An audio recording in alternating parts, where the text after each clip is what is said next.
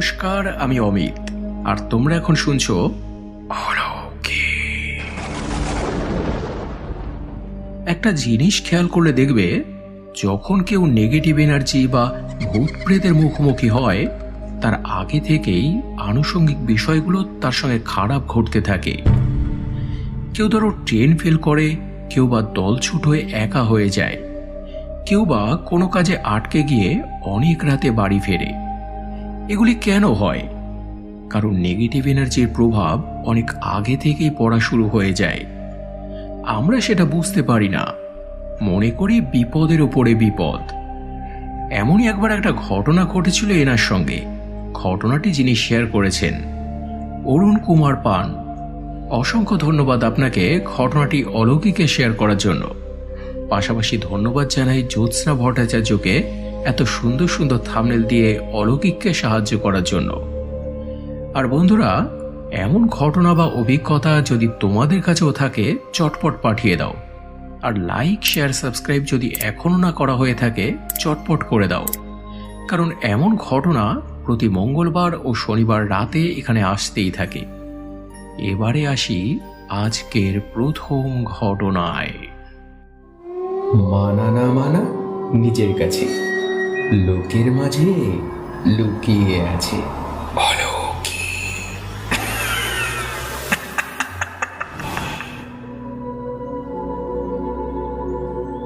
ভাই অমিত, আমি পূর্ব বর্ধমান জেলার সর্বমঙ্গলা গ্রাম থেকে অরুণ কুমার পান।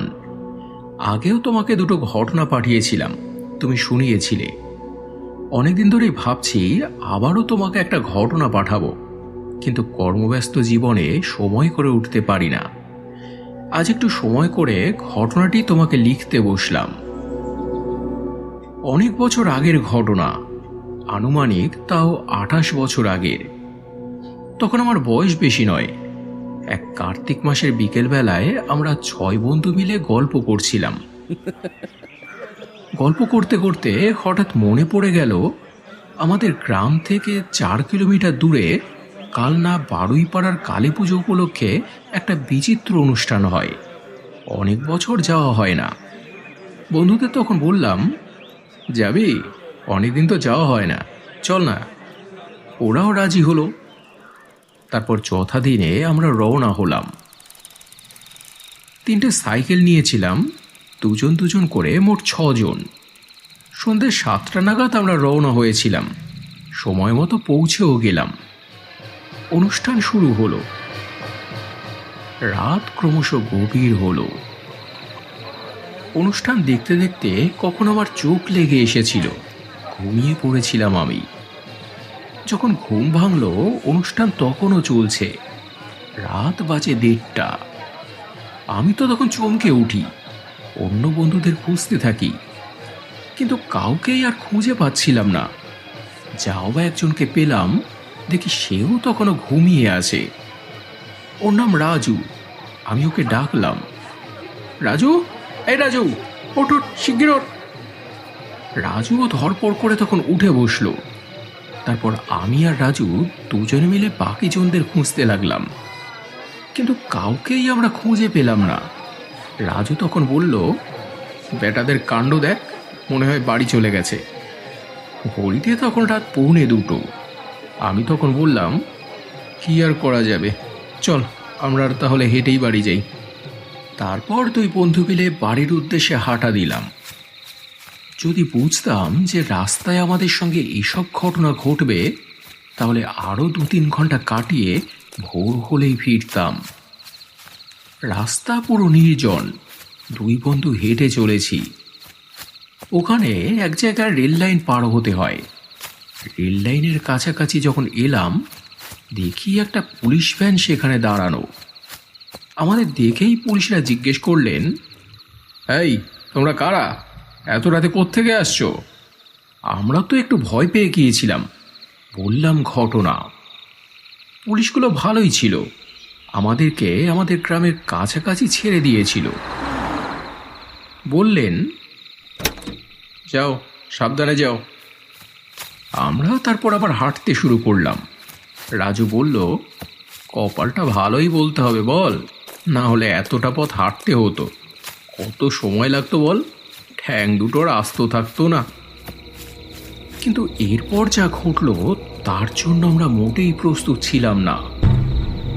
গ্রামের রাস্তায় যেই ঢুকেছি, হঠাৎ আমাদের গাটা কেমন যেন ভারী হয়ে এলো। চারদিক কেমন যেন থমথম করছিল। তারপরেই দেখি রাস্তার ডান দিক দিয়ে একটা কালো অবয়ব আমাদের আওয়াজ পেয়ে বেয়ে বেয়ে গাছের ওপরে উঠে গেল। রাজু, আমরা দুজনেই তো খুব ভয় পেয়ে গেলাম। আমাদের দুজনেরই কাটা তখন কাটা দিয়ে উঠল। এক মুহূর্তের জন্য আমরা ভ্যাবাচ্যাকা খেয়ে গিয়েছিলাম যে কি ওটা। রাজুকে বললাম, শিগগির পাচালা পাচালা। তারপর পায়ে যত জোর ছিল আমাদের, তাড়াহুড়ো করে আমরা হাঁটতে লাগলাম। কয়েক পা এগোতেই আমাদের সামনে কতগুলো কুকুর খুব চেঁচামেচি করতে লাগলো। ভয়ও লাগছিল যদি কামড়ে দেয়। আমরা তখন কুকুরগুলোকে লক্ষ্য করে ইট পাথর ছুটতে থাকি। তবে কিছুক্ষণের মধ্যেই আমরা বুঝতে পারলাম কেন কুকুরগুলো ওরকম চেঁচাচ্ছিল। রাস্তা ধরে আমরা হাঁটছি, আমাদের ডান দিকেই ধানের জমি। দেখি আমাদের পাশাপাশি ওই জমির ওপর দিয়ে ওই অবয়বটাই আবার হাঁটছে। কুচকুচে কালো ছায়ার মতো একটা মানুষের আকৃতি, আমাদের থেকে বেশ লম্বা, আনুমানিক তাও 8-10 ফুটের কম না। রাজু ছিল ওদিকে, ভয়ে আমার তখন এদিকে সরে এলো। কি করব তখন আমরা বুঝতে পারছিলাম না। তবে জিনিসটা যে ভালোই আমাদের পিছনে লেগেছে এটা আমরা পরিষ্কার বুঝতে পারছিলাম। আমরা তখন আরো জোরে পা চালাই, একরকম দৌড়নোই বলতে পারো, কিন্তু তাতেও রক্ষা নেই। জিনিসটা আমাদের সঙ্গে সঙ্গেই চলেছে। আমরা গতি বাড়ালে সেও গতি বাড়ায়, গতি মন্দা করলে সেও গতি মন্দা করে। আমাদের বুকের রক্ত তখন শুকিয়ে এসেছে প্রায়, গলাটা তৃষ্ণায় শুকিয়ে গিয়েছে। যখন তখন মাথা ঘুরে পড়ে যাওয়ার মতো অবস্থা আমাদের। এমন সময় জিনিসটা অপার্থিব গলায় একটা চিৎকার করে উঠল, যেন একটা হিংস্র আর্তনাদ। আমাদের তো তখন মাথা আউট হয়ে গিয়েছিল। তারপর কি করে যে বাড়িতে ফিরলাম আমরা নিজেরাই জানি না। কোনো দিকে আর না তাকিয়ে দুজনে ঊর্ধ্বশ্বাসে তখন দৌড় দিয়েছিলাম। কিছু দূর এসে যখন আবার তাকিয়েছিলাম তখন আর ওই জিনিসটাকে দেখা যায়নি। পরদিন তো এই বন্ধুদের সঙ্গে আমাদের দুজনের বিশাল ঝামেলা, যে কি করে আমাদেরকে ফেলে তোরা চলে এলি, তোদের সঙ্গে আর কখনো কোথাও যাব না। ওরা বলে যে ওরা নাকি আমাদের অনেক খুঁজেছিল, পায়নি বলে ভেবেছে যে আমরা চলে গিয়েছি, তাই ওরা তারপর চলে আসে। ওদের কথা সত্যি না মিথ্যে তা অবশ্য জানি না। হয়তো ভূতের কবলে পড়ব বলেই আমরা দুজন আলাদা হয়ে গিয়েছিলাম। আমার কিছু হয়নি, কিন্তু রাজুর খুব শরীর খারাপ করেছিল। ডাক্তার ওঝা অনেক কিছু করতে হয়েছিল।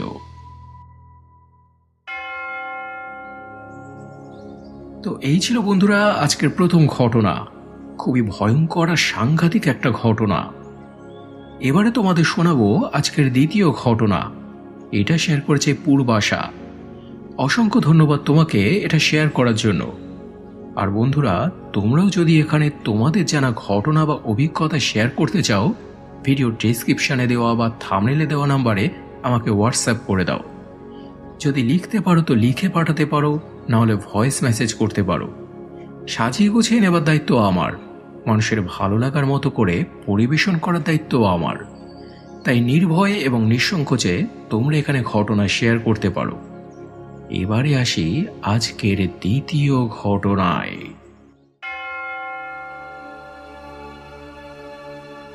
হাই দাদা, আমি পূর্বাশা। আজ আবার তোমাকে একটা ঘটনা শেয়ার করছি।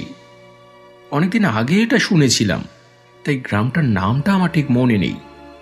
ওই গ্রামে নাকি নিশির খুব ভয় ছিল। নিশি এক প্রকার ভূতেরা পরিচিত মানুষের গলা নকল করে ডাকে।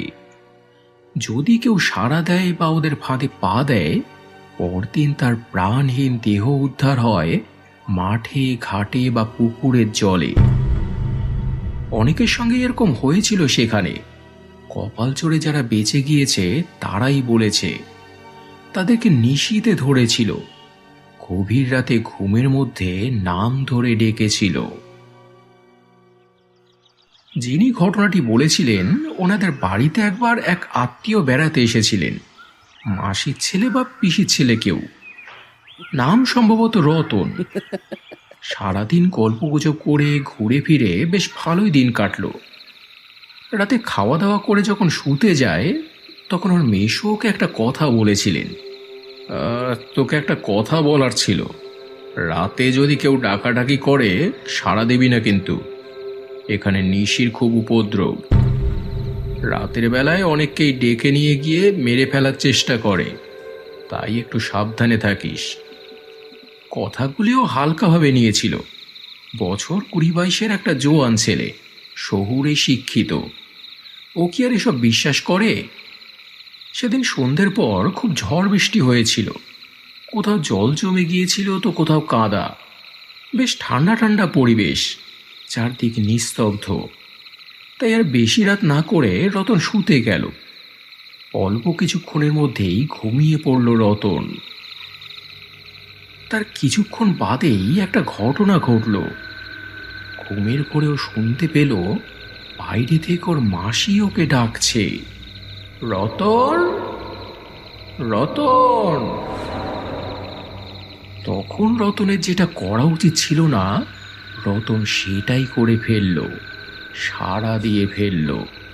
হ্যাঁ, রতনকে যে ডাকছিল ও তোর মাসি নয়, ওই হলো নিশি। রতনকে বারণ করা হয়েছিল রাত বিরেতে কেউ ডাকলে সাড়া দিতে না, কিন্তু রতন সেটাই করে বসলো আর ফেঁসে গেল নিশির জালে। নিশি ওকে ডাকছে, বেরিয়ে আয়, আমার কাছে আয়। রতন দরজা খুলে তখন বাইরে বেরোলো। নিরাকার নিশি ওকে যেদিকে ডাকছে, রতন সেই পথে সেই দিকেই চলেছে। আমার কাছে আয়। যদিও এটা অনুমান করে বললাম, কারণ ওই সময় মানুষ তার সজ্ঞানে থাকে না। কিছুক্ষণ বাদে ওর মেশো টয়লেটে যাবে বলে উঠেছিলেন। তখন উনি দেখেন রতন যে ঘরে ঘুমিয়েছিল ঘরের দরজা পুরো হাট করে খোলা। এত রাতে ঘরের দরজা খোলা কেন? উনি তখন একবার উকি দিয়ে ঘরের ভেতরে দেখেন যে রতন ঘরে নেই। উনি তো অবাক হয়ে গেলেন, ভাবেন যে বাথরুম টয়লেটে কোথাও গেল নাকি, কিন্তু গিয়ে দেখেন রতন সেখানেও নেই। উনি তো তখন ভয় পেয়ে যান, যে ভয়টা পাচ্ছিলাম তেমনই কিছু ঘটলো নাকি। মিশু তখন ঘরে এসে মাসিকে ডেকে তোলেন। মাসিও তো শুনে তখন ভয় পেয়ে যান। দুজনেই তারপরে রতনকে খুঁজতে বের হন, কিন্তু কোন দিকে গেছে কিছুই তো তারা জানেন না। কোথায় খুঁজবেন তারা? আর ভালো মন্দ যদি কিছু একটা হয়ে যায় ওর বাড়িতে কি জবাব দেবেন? ওনারা তো খুবই বিপদে পড়ে গেলেন। কিন্তু রতনের কপাল ভালো ছিল, সেদিন বৃষ্টি হয়েছিল, রাস্তায় জল কাদা। ওনারা রতনের পায়ের ছাপ দেখতে পান। একজোড়া খালি পা বাড়ি থেকে বেরিয়ে ওই দিকে গিয়েছে।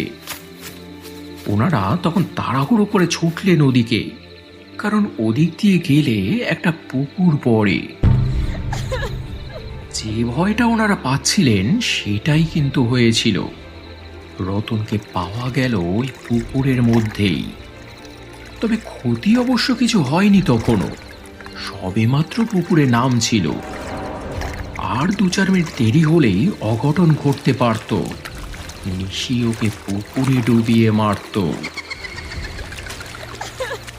তার আগেই ওনারা ছুটে গিয়ে রতনকে ধরে ফেলেন, হাত ধরে টেনে কোন রকমে পাড়ে তুলে আনেন। তখন ওর চোখে মুখে কেমন ঘোর লেগে আছে। ওনারা তখন রতনের চোখে মুখে জলের ছিটে দেন। তারপর গিয়ে রতনের হুঁশ ফেরে। ওর মাসি তো ততক্ষণে কান্নাকাটি শুরু করে দিয়েছিলেন। তারপর ওকে বাড়িতে আনা হয়, একজনকে দিয়ে ওকে ঝাড়ানোও হয়। তবে ওর মাসি ওকে আর ওই বাড়িতে রাখার সাহস করেননি। ওই দিনই মেশোকে দিয়ে ওকে ওর বাড়িতে পাঠিয়ে দিয়েছিলেন।